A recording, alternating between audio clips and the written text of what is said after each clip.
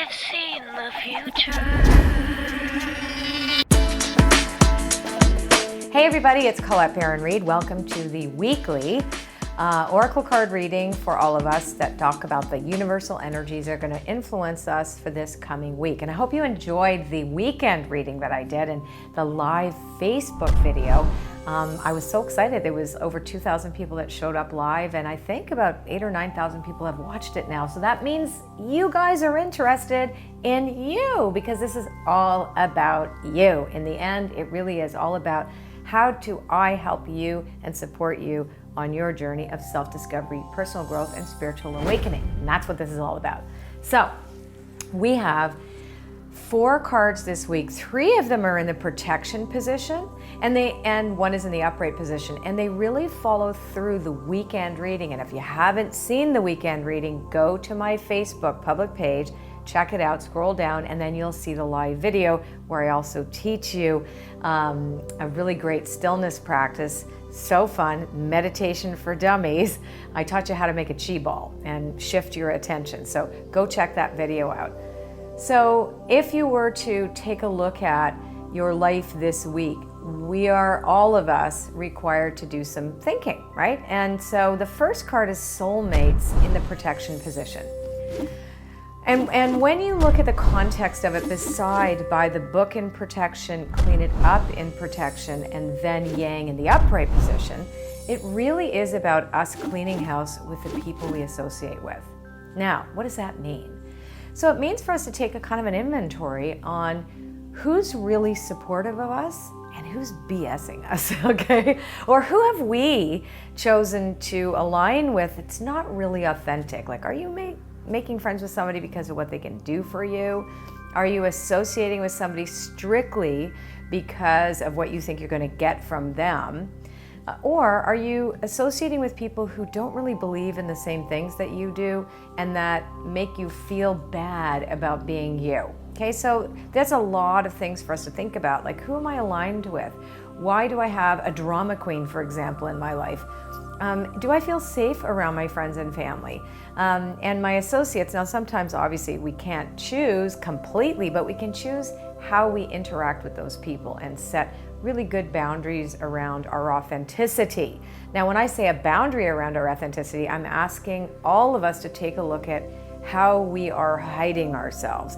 And this was so interesting because we talked about this weekend in the weekend reading too, so it really must be a lot for us to think about this week, about how we kind of dial it down. Why do we dial down our light? Why do we dim our light?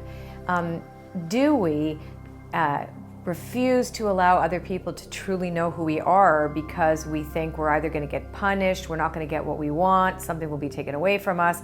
And listen, we live in a culture, we have a bully culture, we know that's true, and we do have circumstances around us, this is a true thing, where separation is fostered and differences are fostered by our culture. But we are the culture, and we have to be the ones to change that. We can't ask the overarching culture to change unless we're the ones willing to get out there and be that soul on fire. You know, get out there and be you. You be you, and let that woo-woo fly. Or if that's not you, and be your conventional self if you have to. But like, be what you are. Now, the next card is about being unconventional, by the way, and it's asking, like, where are you afraid again? Where are you dimming the part of you that you're afraid to show because it is against what is normal? And how can you really celebrate the weird in you, the weird and woolly and wild in you, and how can you allow that to be comfortable, right? So can you just be yourself and be authentically you? And can you at least explore that, or be willing to explore that? A lot of times you'll find that we might invite circumstances to us to challenge us to really be in our own power and be comfortable in our own skin and say, this is who I am. It took me a long time to get like that. So it's something to think about. We may not be 100% there yet, but on a daily basis, especially this week, this is the kind of thing that we should be thinking about. Like, when am I being inauthentic? Now, again, with myself first and then with others, because that also follows the first card, which is the soulmates. in protection position as well. So then we have clean it up also in protection. So this says, okay, even though you've done this inventory and you're like, okay, fine, I know I'm like this and I've done this and okay, fine, I'm making out friends with this person because I really don't really like them, but what they're going to give me or whatever it is for you. I've actually just ran across this last week with some people, so I thought, oh, what a good thing to talk about because a bunch of people are talking about that. However, here we go. So what if you just know that and then do nothing about it, right? What if you just stay small after you know that because, well, I'm going to choose, I think I'll fix it next week. Well, I think I'll do something different tomorrow or next year when I'll plan for that. Well, this says that the minute you start to become aware, you cannot be unaware. You can't go back into denial. You're going to be super duper uncomfortable. So clean it up. Make amends if you need to. This is so crucial. If you have offended somebody, if you really have done something that you know is not on the up and up, except when to do so would injure them or others, go make that amends. Make amends to yourself. And then clean it up because we can always course correct, which was what the reading was for the last weekend also. So this is all about course correction. Clean it up one day at a time.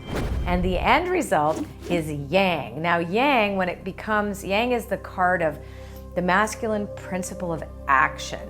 Now so yes, of course, it's saying take that action, but it's also a way to unleash. I always say unleash the soul fire because that's really, a yang is a fire card. It's a hands with this beautiful fire coming up and then the oracle face in that. So it's the soul fire that, be that action-based, not an armchair astronaut. Don't just be a dreamer, be a doer. But also know that when you stop being somebody else and when you stop trying to keep yourself small or be quiet, Danielle Laporte has a great truth bomb card that says something to the effect, and I don't remember exactly, but stop being quiet, the universe can't hear you, right? So you've got to speak up.